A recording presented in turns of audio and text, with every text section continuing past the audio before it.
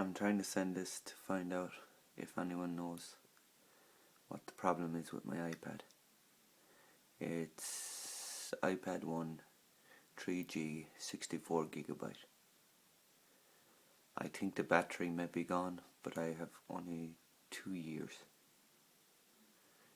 It was jailbroken and it was on the firmware 5.0.1